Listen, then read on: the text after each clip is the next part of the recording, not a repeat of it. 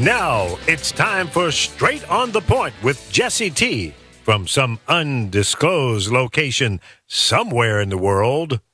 Now, ladies and gentlemen, here's Jesse T. Well, it's good to be back with you here. The Brown Beauty is back on duty. It's time for the Jesse T Show. Yours truly, me, Jesse T. Yeah, baby. Hey, we are on the air and everywhere from the community to the world as we're hooking everything up and getting it going for you on Facebook.com/Jesse Torrero.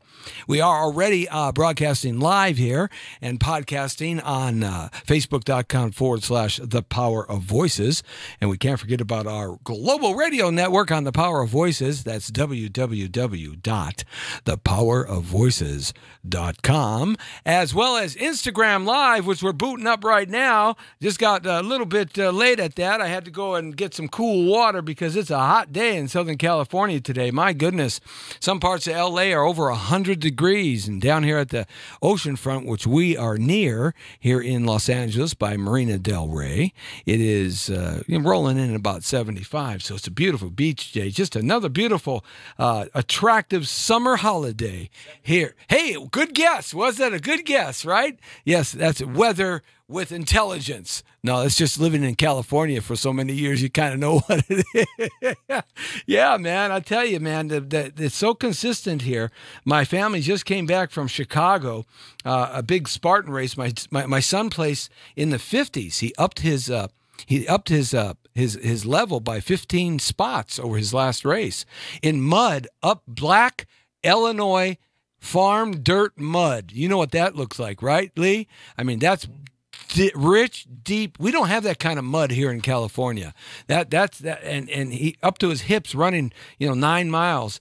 And he said it was so humid back there at this time of the year, so he's happy to be back in California. In California, we're just so darn consistent through the years here. So, I mean, that's how it is. We're up and rolling now on Instagram Live at Instagram Live, Jesse Torrero. So check us out there as we roll on here and hook up this one little last hookup.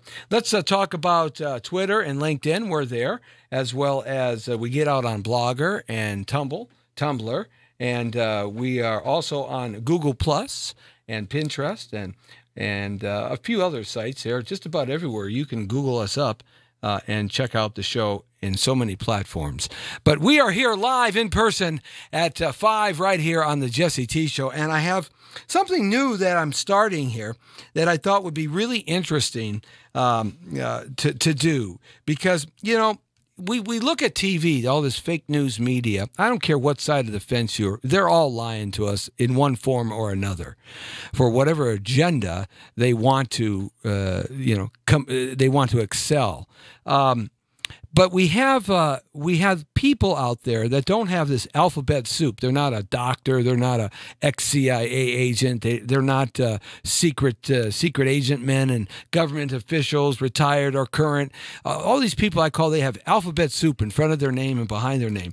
But really, they're really stupid. I mean, some of the logic and common sense that comes out of their mouths, you just know either Republicans or Democrats, and for that matter, sometimes even independents, when they do once in a while get elected into government positions, you know that the stuff coming out of their pie hole is just stuff coming out of their pie hole. It's unbelievably stupid because we all have a common sense in our own bodies. And if you're a healthy-minded American individual and raised just the way we all are raised in this country and growing up at the same time, like we all have, there are certain common sense and logic things that just are right, just because they're right.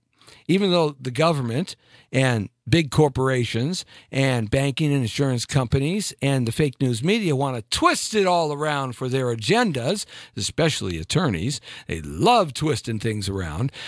It sometimes just doesn't feel right.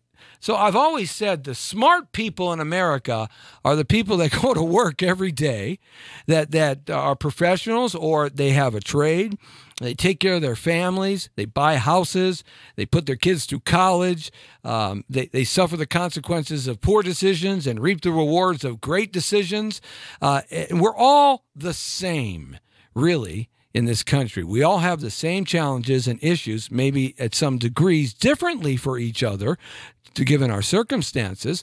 But for the most part, the big body of America moves in the same direction. And that is where the smart people live. The smart people are you. You, the viewer, you, the listener. You're the smart people because you have to live every day in the consequences of government stupidity. You have to live every day in the consequences of corporate decisions.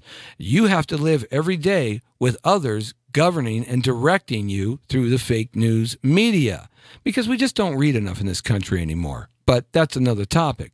So, but you are the smart ones because we, as a body of power, we really hold those keys in our hands because we have to live with it and adjust, and we have to make it work for our families. No one's coming to our rescue. So I thought I'm going to start a segment. There used to be on TV, network TV, when there were only 3 big networks, there were these things called like My Choice, Your Choice, My Focus, Your Focus, My Argument, Your Argument. You used to see these things, and that kind of came out of 60 Minutes. They used to post up one guy against another guy, a gal against a guy, a girl against a girl, and they'd have opposing views.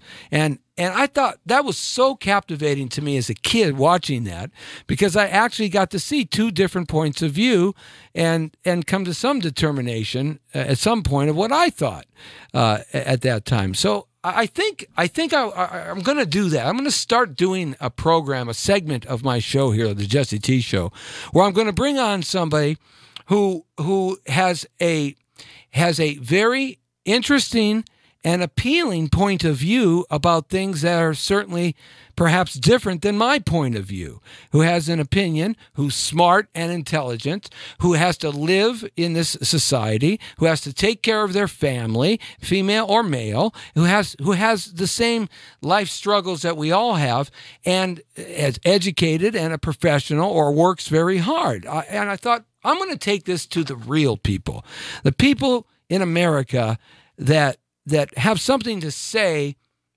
as long as you have something to say. And it's not just doing the common line. Because if I find out that you're just living the common line, I'm not going to do it with you. I want somebody that has something important to say that we can learn from. I may not agree with them at all. I may agree with them at all and be completely opposite on my overall ideology, but something that we can learn. And I have a friend of mine, and he is a terrifically smart man. He's been doing taxes for decades for all kinds of businesses and companies and individuals. The guy is just terrific. He's a family man, and he works hard, very intelligent, and I wanted to bring him on as my first guest to this program. And for our working name, I'm just calling it The Real Story. Okay? The real story behind the issues. And so I'd like to bring on my buddy who knows everything about me, man. And if you tell anybody about me, we're going to have some words out in your front yard because he knows all my financial stuff. Promise you won't say anything, Del? Del, everybody. Del Bird. What you doing, buddy? We don't hear you. We lost you. Did we lose him completely?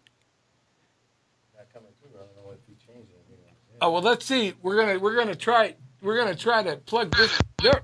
Are you with us, Del? I can hear you. Can you hear me? Okay. Oh, I hear you now, loud and clear. Okay. There we go. What do you got? A wiggly wire down there? Yeah, I think so. I had my tech guy come over here and fixed me up last night, so I'm halfway there and halfway not. So if you lose me, let me know. Del Bird, everybody, terrific businessman. As I said, been doing taxes. He understands so many great things. He has a different point of view about a lot of things. We agree on some things, and we've had over the years great conversations between us, and I thought he would be the perfect guest for The Real Story. Because really, Del, it's the people of the nation that have to live with whatever decisions our corporations and our government apply. and we have to survive and adjust. And it's the people that really have the smarts and understanding. I've come to really believe that, because everybody seems to have an agenda today. You know what I mean? That's exactly the point. A lot of times when you're talking to the talking heads or the people in Washington, their thing is based on theory. It's not based on real life, which you have to do real life. So if you base your thing on theory, you're going to get a bad answer every time. Right. So, yeah, you're exactly right. Yeah, it's one thing to get on TV or on radio or a talk show that is appealing to your self-interests, like Fox, like CNN, like MSNBC, like certain radio station talk shows, whether they're lefties or righties. It's appealing for those people that speak the same language to speak the same language.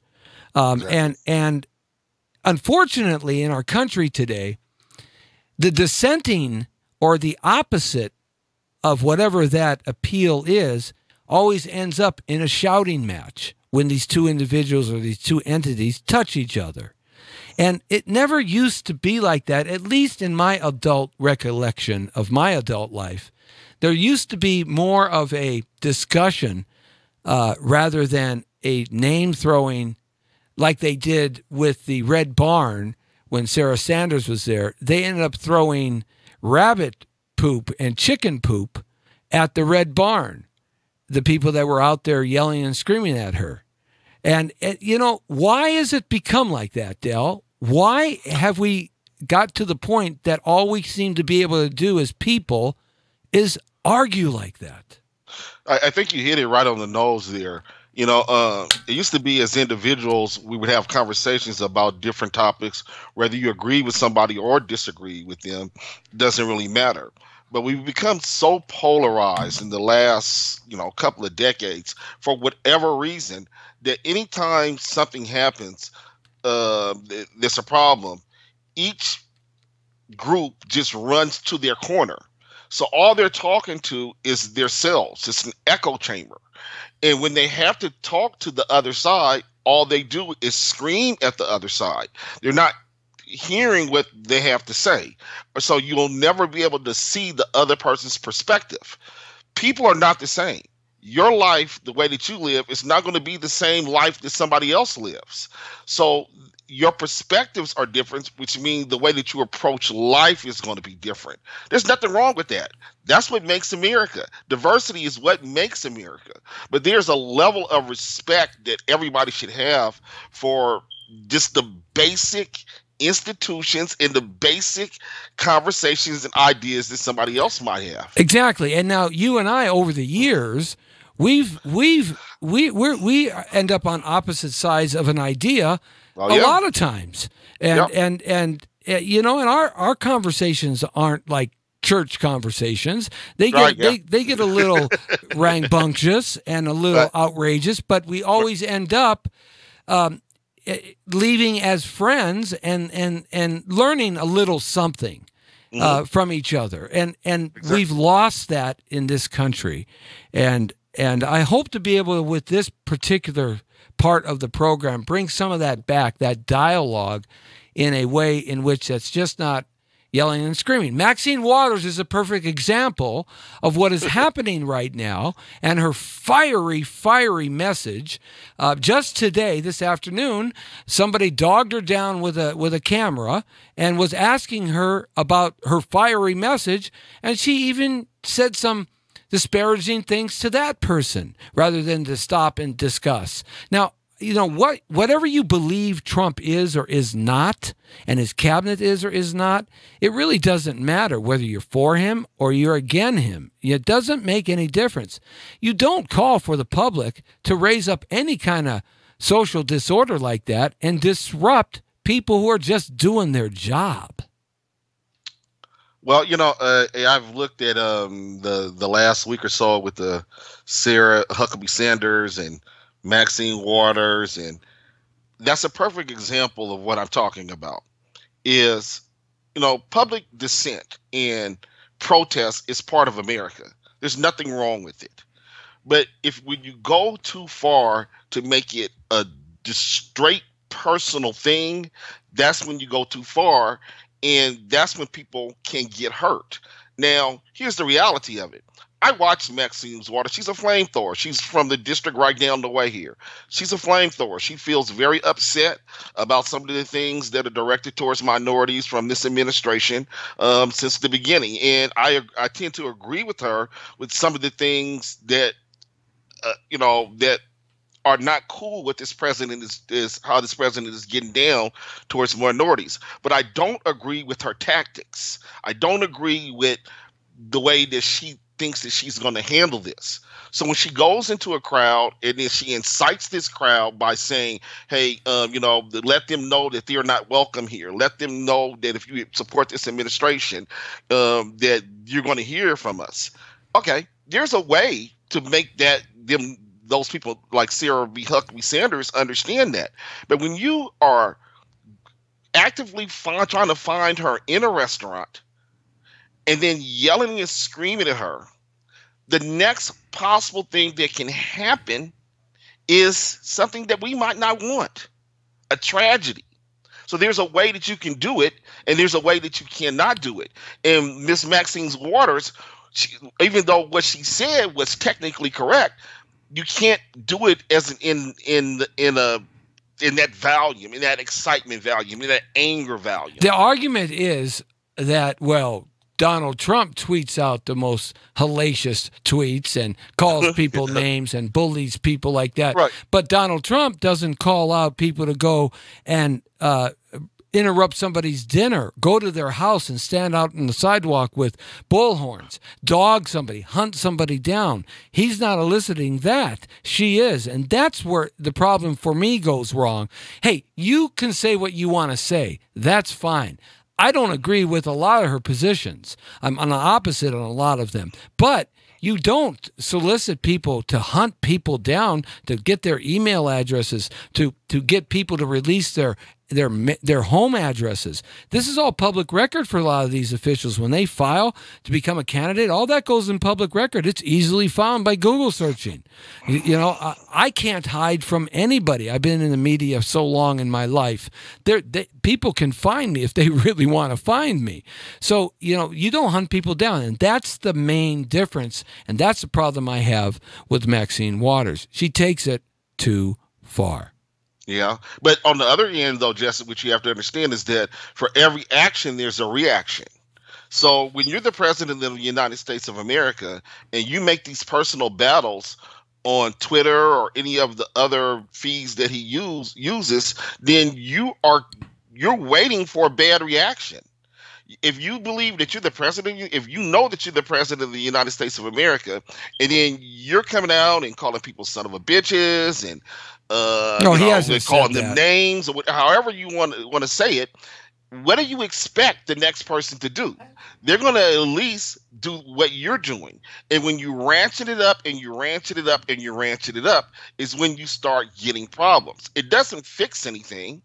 It just makes the problem worse. So my suggestion is, Mr. President, please stop. Yeah, that's not going to happen. I can tell you that much. He's going to continue. He's going to continue the tweet because the tweeting is a part of his fabrication of getting the deal the way he wants it. He's using that new form of communication, as every president has used the newest form of communication for their benefit, going all the way back to Teddy Roosevelt, going all the way back to the telegraph with Abraham Lincoln and Teddy Roosevelt, the back of the train, and the telephone coming on board, and then the radio with FDR and TV with JFK. That's why he beat Nixon, because Nixon looked like a Dracula, for God's sakes. A sweaty Dracula. Yeah, so I mean, and Obama used the internet in the form it was 8 years ago better than any politician preceding to him, and he's now twisted and used the internet, Twitter, in a way in which no other president, and that's what presidents do. They use the best form of communication. The problem is not the form of communication. Of course, that's what you do. It's the misuse of it. I don't think he's misusing of using what it. he's saying on there. It's the disparaging ways that he talks about people. It's the way that he talks down to people. It's the way that he defames people. And you use the word fabrication. Yeah, fabrication would be a good word to use for this president. So he could use this form at any point. The president always says is that I use Twitter because the fake media, and I call them another name other than fake media, I call them the lazy media, is going to spew your words or not say exactly what you want to be said. And that's his way of dealing directly with the people. I agree with that. And that's your way of getting your point across directly to the American people, then that's cool. You don't have to go through all the, you know what I'm talking about with the fake lazy media. And so you don't have to deal with that. You sidebars it. But it's all negative. It's all based on fear and hate and negativity and talking about somebody. He can use that same form. You see, I would argue the point. It's about time. It's about time that some president has a chutzpah to do that. It's about time to call people out for what they are. It's about time to call other politicians for what they are, which are corrupt. It's about time to call these things out. No president has, because they all play the party line, which is one party line, and that's owing to the companies and the corporations. They're bought and paid for. They're not going to upset the apple cart. They don't want to do that. It's about time that happens. Look, you can go back in historical preference, and you can see that every great president this country has ever had has been a guy who has been way ahead of different than his proteges at the time or his peer group at the time. You can see that Teddy Roosevelt was Teddy Roosevelt was castigated. Teddy Roosevelt was hated by the American public, yet one of the greatest presidents this country's ever had. You can see Abraham Lincoln. Over half the country loathed him, hated him. Half the country at that time wanted him assassinated, was happy when he was murdered, but he didn't toe the line. The president before him did. You can see that with Washington. You can see that with Jefferson. You can see that with Eisenhower, one of your favorites. You can see that with Reagan until he was almost killed. And then he kind of changed after that a little bit. JFK, they whacked him out. All great presidents have that ability to change the direction of the status quo. And that's what Trump is doing. It's about time. Well, my problem is that when you name all those presidents before that, and I agree with the exception of a couple of them, and I even would have to give him credit for what he did, Reagan, even though I don't, like some of his policies. They were for the betterment of America. They did things to bring Americans together. Now, you're saying calling out. Wait a minute. You're saying calling out, which the president does, calling out a fake news media or somebody that's corrupt. That's fine. That's fine. You do that. I have no problem with that. Those guys need to be called out. But when you go after everyday American citizens and start calling them un-American or enemies of the state just because they don't agree with your worldview, because they don't agree with what you're trying to do. No, Jesse, that's wrong. And that's what this president does. If you do not kowtow to what he's saying at any point, in any way, he will go after you. And I can give you a prime example of what I'm talking about. Mark Sanford of South Carolina, the congressman that just lost his seat to one of Trump's followers. And by the way, that young lady was in an accident, and I hope that she's okay. The one that beat Mark Sanford. His only sin was to say that he believes that this president should release his tax returns. He's voted every time for what this president has wanted. He's kowtowed right down the line, right down the Republican line or the Trump line. But because he had the audacity to say, I believe that this president should show his tax returns, this president went after him. And he didn't go after him in a political way. He went after him in a personal way. Calling him weak and, slow. And that's my problem with this president. He goes after you in personal ways, and you don't have to do that. It's below the office that he sits in. Well, I argue just one part of that with you in terms of the office he sits in. Every time, every decade, every 25, 50, 100 years, the office changes. It changes with the times of the day. And the times of the day, he's reflective of what is happening out there, that was happening out there before he was even elected. This has been a trend, the attacking of people on people in this country for a good 25 or 30 years. Right. And there's a lot of reasons as to why that breakdown of communication between people has happened. And it's awful as you may think that is.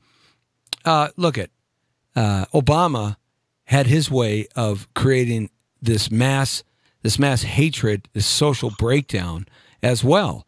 But the point is that's water under the bridge now. So did the Bushes, and so did Clinton in that respect. So this has been a long time coming. Unfortunately, this president, for him, has been the catcher of a lot of crap that has been brewing for 50 years. And he happens to be the one that has to deal with a lot of this stuff that's dropped in his lap day one. So in that respect. Now, this big shooting that's going on, that went on here in Pennsylvania, or Annapolis. My daughter was going to go. She had a scholarship to the Naval Academy in Annapolis to play soccer a long time ago.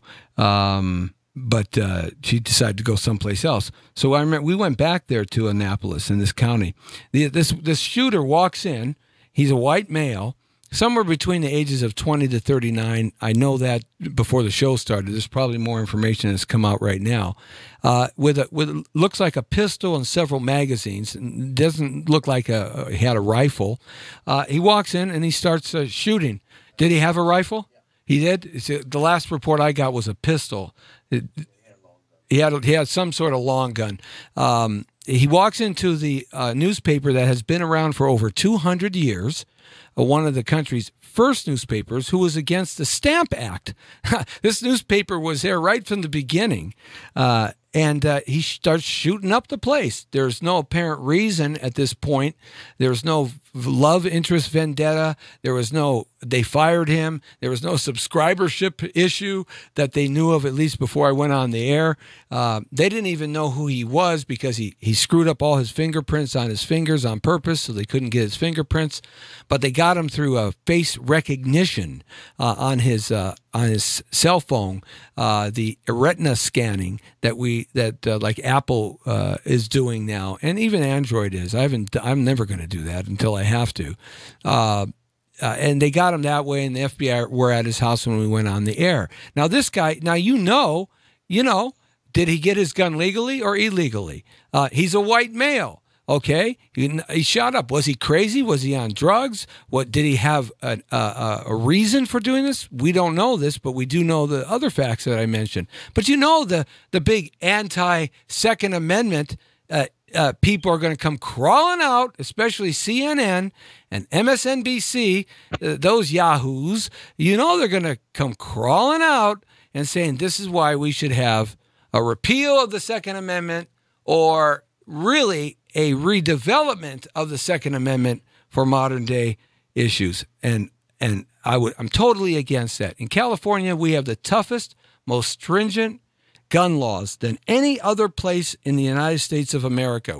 In fact, the things they call for nationwide when this happens, we're already doing here in terms of to get a legal firearm. So, but this is going to come out. So what say you on that, man, and the Second Amendment? Where do you stand on these types of issues that have plagued us for, God knows, 30 years?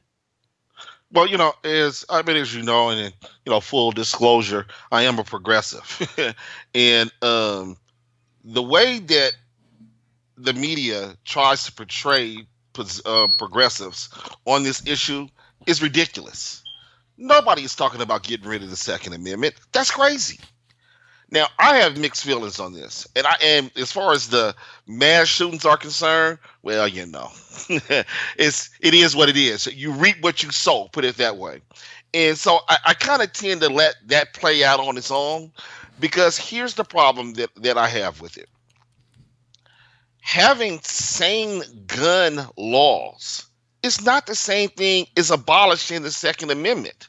It's amazing to me how the right and the conservatives in this country always extrapolate that up. So when somebody says, I'm going to give you an example of what I'm talking about. The AR-15. Okay. The AR-15 is a weapon that is designed to kill a whole bunch of people. It's not a weapon that's designed to stop somebody from robbing you or stop somebody attacking you. That weapon in the bullets in that weapon, once it hits your body, it's like a tornado. It just rips up your whole body. It's the same concept of an M16. So why do you need that? Now, here's the reality of it. If you, as an American, your Second Amendment right, if you want to have an AR-15, hey, have at it. I'm a fifth generation black man. I believe if they would have let us have guns back in the day, you wouldn't have had the damn KKK. So I believe in the Second Amendment. But no 18-year-old should be able to buy the AR-15. That's just reasonable. Look, I don't disagree with you on that. 21 here is in California. You have to be 18 or older to own a firearm.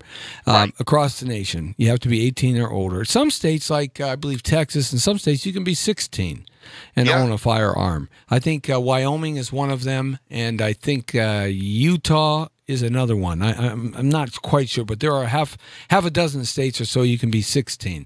Raising the age bracket to 21. Hey, let's tie it just like to driving and drinking, and the cannabis stuff. 21 is the age bracket you got to be to buy these types of things. So yeah, no problem with that. But look at guns don't shoot themselves. People shoot themselves, and there's the problem. Ignorant people do that. That's fine. Ignorant or not ignorant, it takes a human being to pull the trigger. Okay, psychotic or not, it still takes a human being to aim that weapon, no matter what it is, and pull the trigger. Okay, they don't fire themselves. It just doesn't happen. So the issue is it's a people problem, and especially the reasons in this generation we are seeing so much of this gun violence is because how we have raised our children and how we have allowed these 20-something-year-olds, these 30-something-year-olds that are doing this kind of damage, how we have allowed society to raise them. Okay, with violent cartoons, violent games, violent profanity, violence in the house, violence in the streets, sexual perversity, all of these things that have added to this form of violence that they revert to because they don't understand the consequences of their actions. They're too young. And that's the real issue. It's a people problem. And then, well, where is the people? It's a parenting problem. Because if you as a parent, for the most part, good parents that have children that know weapons, those children don't go out shooting people up and killing things. They don't do it. These are just cases that come up that make for good media hype. But the point is, it's a parenting and people problem. And the Second Amendment, if you want to own an AR-15, which is a sporting rifle, that's what it is. It's based on the function of an M16, but it's a sporting rifle. And if you want to own one of those, or a 30-06 hunting rifle, or a Glock 21, a pistol that the police have, if you want to own a shotgun, whatever, that's fine.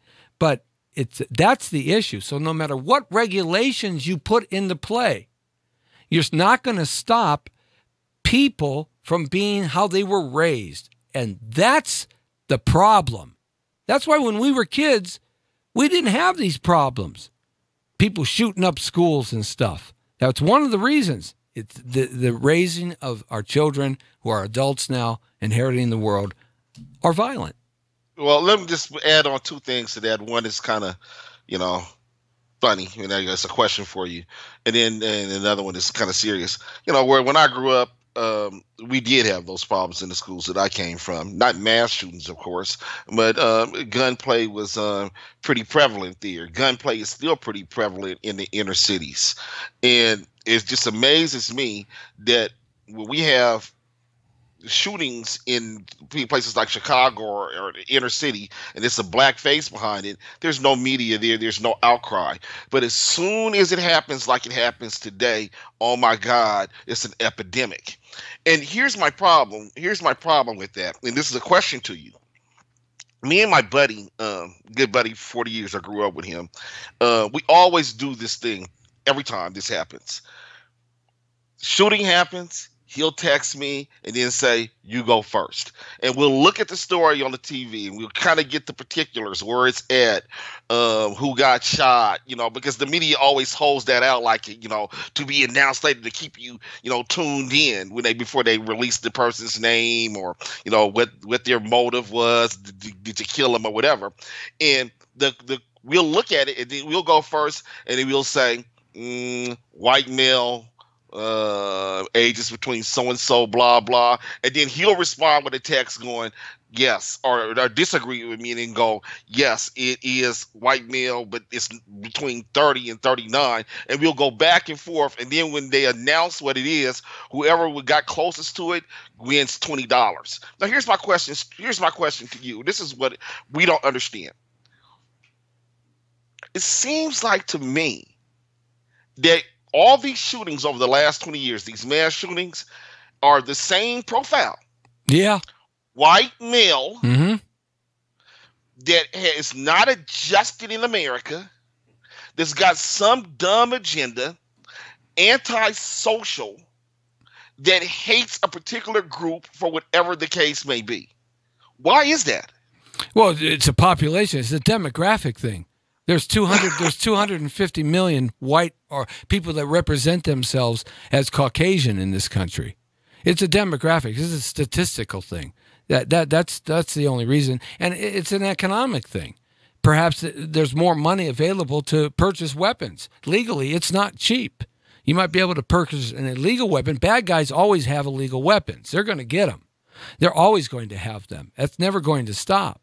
So, but good guys have to go through the system and they have to pay full price for their weapons. So it's an economic, it's a statistical thing, because in reality, when you look at the murder rates in America, they have gone down overall, except in particular areas like Chicago being one of them.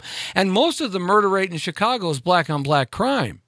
Most of it is folks killing themselves. Okay, but that has always been that way. Most of the murder rate for the Irish when they came over, and the Italians when they came over, and the Jewish when they came over, they were killing themselves and taking great advantage and disadvantages of their own people. So that's nothing new in that respect. But that's why it's a statistical thing, an economic thing. So the fact that you can see the same profile, the same type people for 20 years doing the same thing, and it doesn't vary, not even a couple off from a different profile, doesn't make any difference to you. It's just the fact that economics thing, a demographics or a number thing.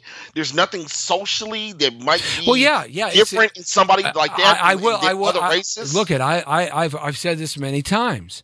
Most of the profile of these guys, when they get it all said and done, they've all been on some sort of narcotic, some sort of psychotropic drug of some sort, either legally or illegally.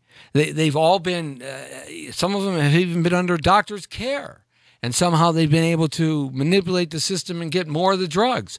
It is a part of society that is somewhat new in the last 20 years, the infusion of these toxic drugs. Now, therein lies the question. That's the major difference between the serial killer, like that guy today, because that's what he is. Every other race has these drugs available to them as well. Well, you don't see them shooting up theaters. I would argue that they don't have as much of that. Okay, they don't have as much of that. And once again, it comes down to a statistical thing. in terms of there's more population. It's sort of like this. Look at, you have 2 billion Catholics in the world, roughly, okay? And you got 1 billion and change, 1,900,000 people of the Islamic faith in the world. The Catholic Church is very concerned about this because in population, if you have a country that produces within its current population less than 2.25 babies per family, and you have a cultural change in that country from an outside group coming in that produces 5.8 or 8.5 babies per family, in less than 30 years, you're going to have a demographic change which will ultimately change the way the country is and the social order and culture of the country. And the Catholic Church is really concerned about this, because Islamic people of that faith are making more babies than generally many of the Catholics, certainly here in America. And so that's just a prime example of how things shift over math and statistics. So it's a statistical thing. There are crazy people that are black. There are crazy people that MS-13. We got this crazy son of a bitch that's out there that just got popped in Lancaster. He's an illegal immigrant. That's why we should have the 50-foot wall. I think he's an illegal immigrant from Guatemala. That means Mexico allowed him to traverse their whole country with a whole bunch of other ones. He comes into America illegally. He knocks up some broad. They have a baby. 10 years he's been here. The baby's been abused. It's already been at social workers. The baby says to a social worker at 10 years old, who's a little boy now, he says, "I like boys." The social worker makes documentation of that. The dad finds out, and in MS-13, everybody knows this, they are not akin to LGBTQ ideology.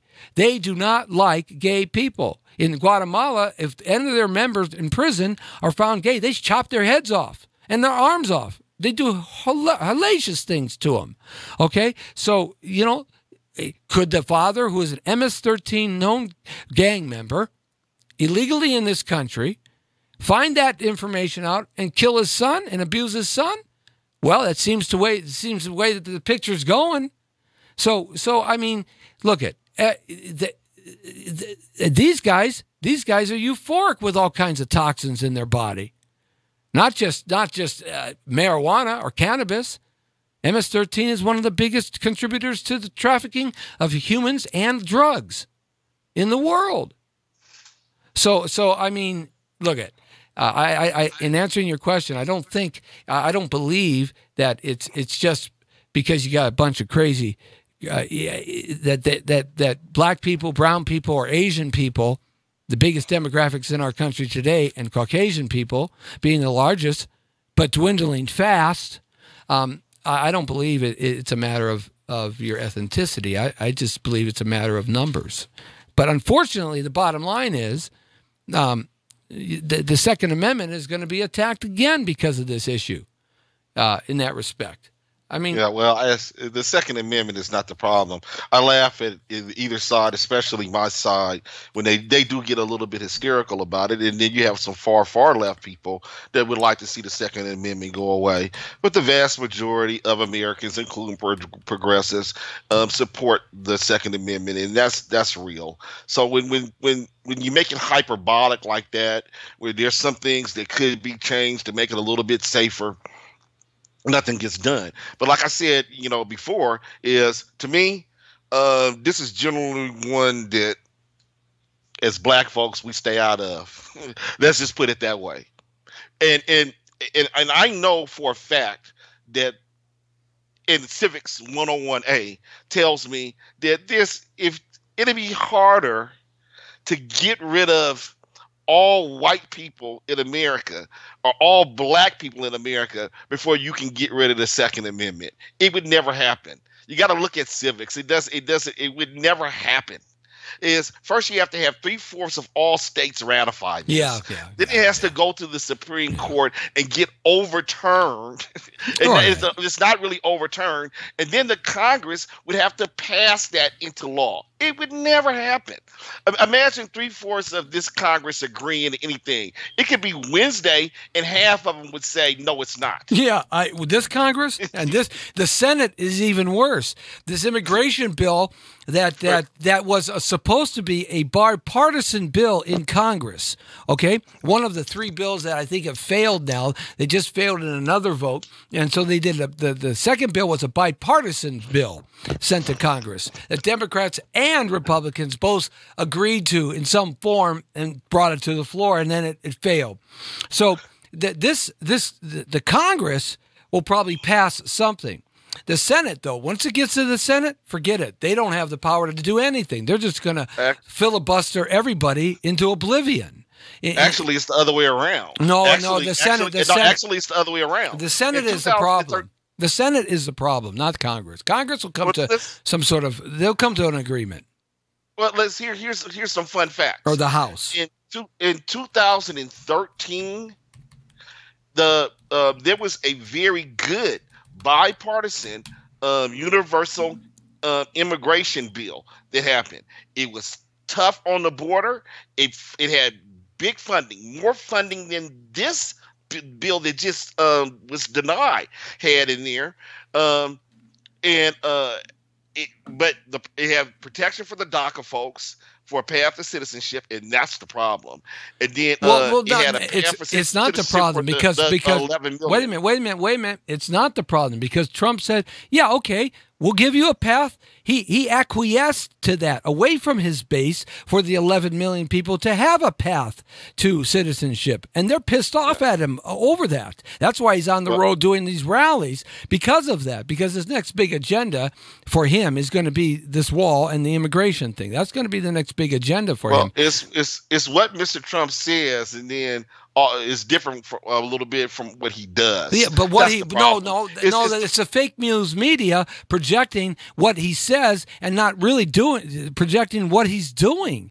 And it's on record that he said, look okay, I agree. We have to give them some path to citizenship. Yes, 11 million. Right. 11 more than Reagan. Reagan was 2.9 million, 3 million. So it's not that he's doing that. He's giving the other side, if you want to call that, everything they want, except he wants the wall. That's the difference. Well, and here's the thing, because that's funny. See, this is why you have to have these conversations, because what you just said there is incorrect. Is the path to citizenship that's being held up right now is for the DACA kids. Not the 11 million illegal immigrants, estimated illegal immigrants that are in our country.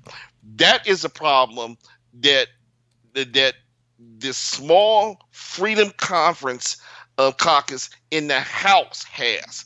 They're the guys that hold up any bill. They're the guys that won't let things like that pass. As long as there's any part of a bill that has path to citizenship for DACA kids, and I'm, I just call them kids. Half of them are not kids, so don't go crazy. They're all in their 20s now. It's or the 12 million that are here illegally is a non-starter to them. They will not pass it. That bill that just failed, both of them, if the entire Republican House of Representatives passed it, Republicans passed it on their own, just said yes, it would pass.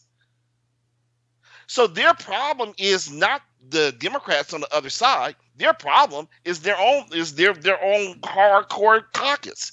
The problem with this whole immigration thing is there is some hardcore people in this country that do not want to see people that have been in this country all their lives have a path to citizenship.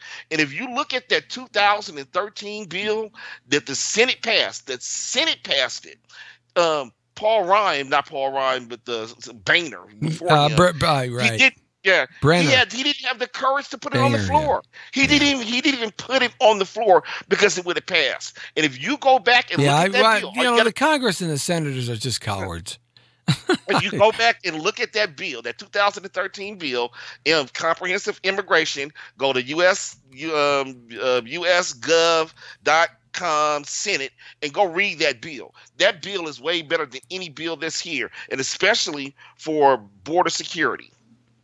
It's way except better. for the wall. You can't have border security without the wall.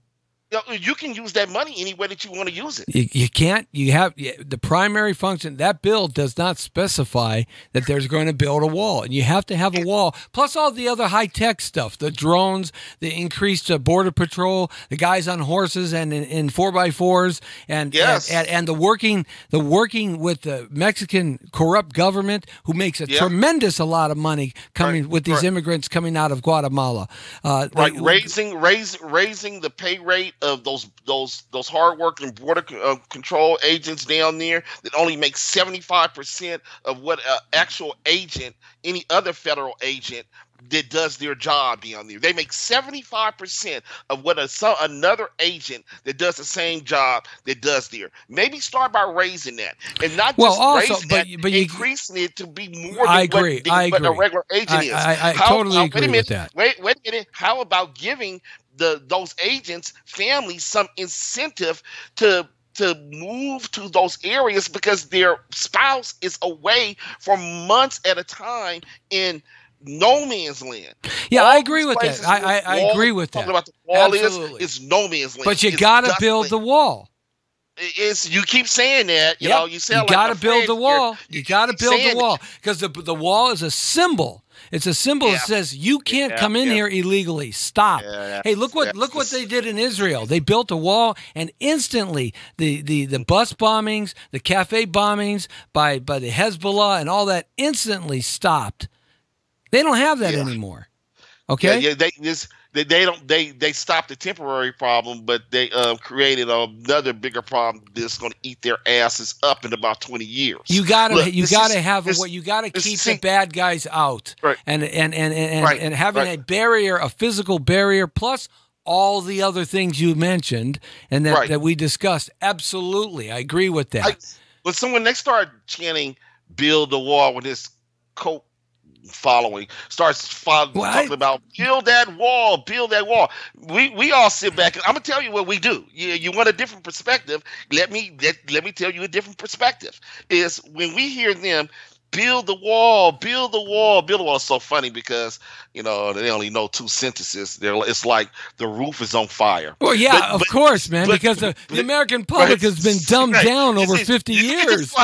You could just the president can just go out there and say the roof is on fire. We don't put your hands in the air. Wave them like you just don't care.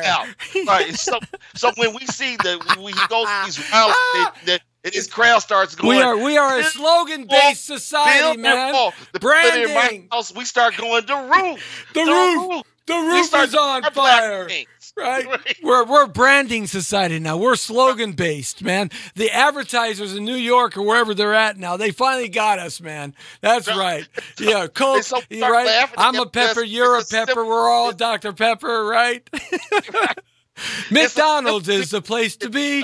They're making burgers for you and me. Remember that song? Right. But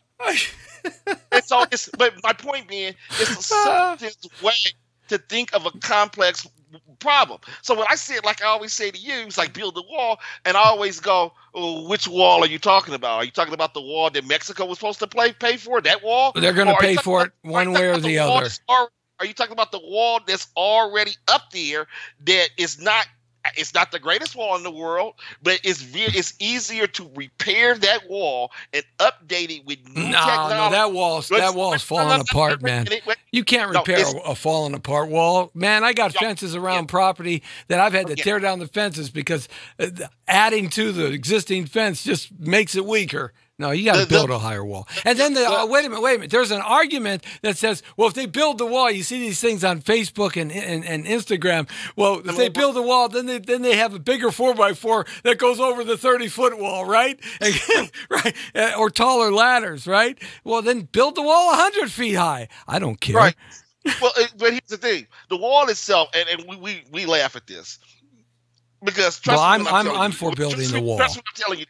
It's way more cost efficient. Trust me on this. Way more cost efficient to repair what's already up there from the 2003 Borders Control Act.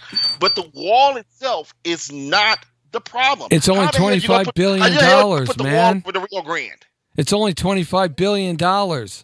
That's all it is. Right. When the U.S. budget, they waste more money in the military with golden toilets and expensive nuts and bolts. They waste $25 billion. $1 trillion under Rumsfeld disappears after the bombing of the trade towers. That whole story goes completely to oblivion. Right. Where did that money go? In the 2003 Borders Control Act that started the whole wall situation or separation structure there, they allocated $40 billion for it. Well, that was $40 billion, and it turned out that before. Yeah, well, that's 2003, man. This is 2018.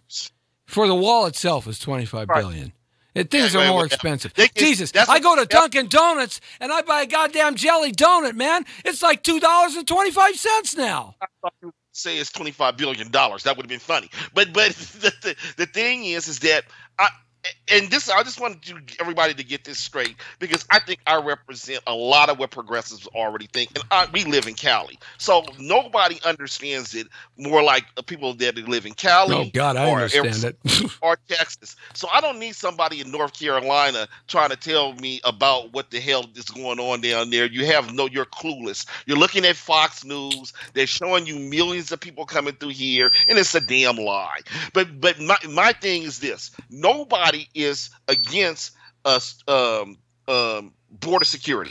That's ridiculous. We want strong border security. What we're saying is that there's a more effective way of doing it.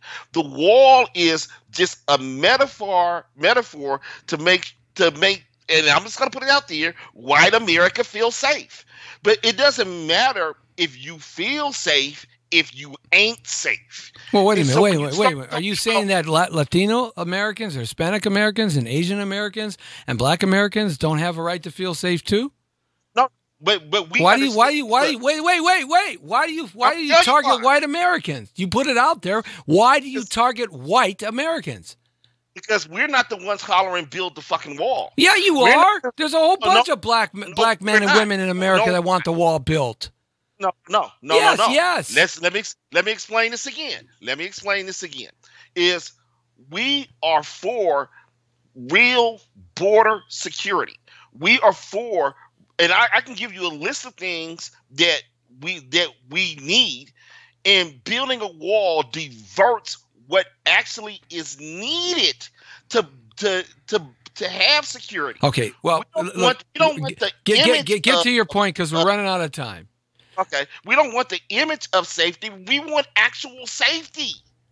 Okay. And building the wall is not it. Well, in your own discussion here, you argue against yourself, because I'm going to tell you. Listen to me, Del. I'm going to teach you something here. Okay.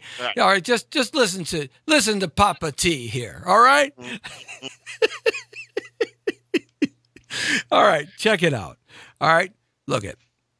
California has done a pretty good job over the last 20 years dealing with this illegal immigration problem, to the point that they really aren't coming over the California border that much anymore. Okay? They're not. We do have fencing that was put up by the state as well as the federal government, but also by the state, that has curtailed people from coming across the border in a porous kind of way. Okay? Right. All right? Right.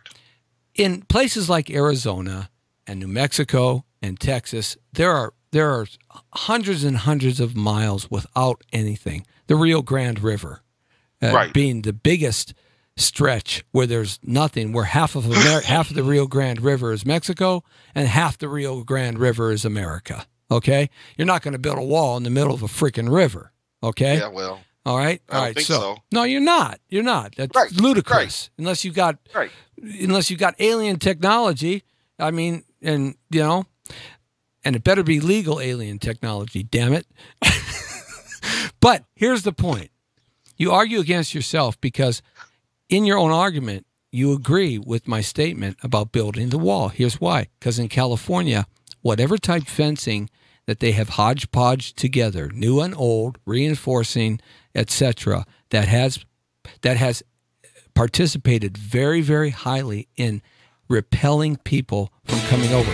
They still come over, but it has repelled them. So you argue against me. But baby, no, that's not what I said. But we'll talk about it at a different time. We're going to talk about it next Thursday, because every Thursday you're going to be back with me. I love you, man. You're doing a good job. Yeah, I like it. Dale Bird, everybody. Hey, how do they get in touch with you, my friend, for some good tax information? This is one of the best tax guys I know. I'm still working on my website. I wasn't happy with the design before, so I got a new guy. He says it should be up in a couple of months. But if you need to contact me on Facebook or Twitter, my tag there is KendellInvest@yahoo.com. KENDL Invest, all one word, lowercase. And he's the best. I'm telling you, man. This guy knows the IRS code like you don't know. He's got it down. He might not know it better than me. Jesse T, baby. All right, he's one of my gurus, so go to him for that stuff. Hey, good to have you along. The Jesse T Show. Thanks, Del, for joining us. Appreciate the wonderful conversation, my friend. And that's how it's done, because that's the real story. The story is you, my friends, not necessarily the talking heads. The Brown Beauty is off duty. Jesse T saying, see ya.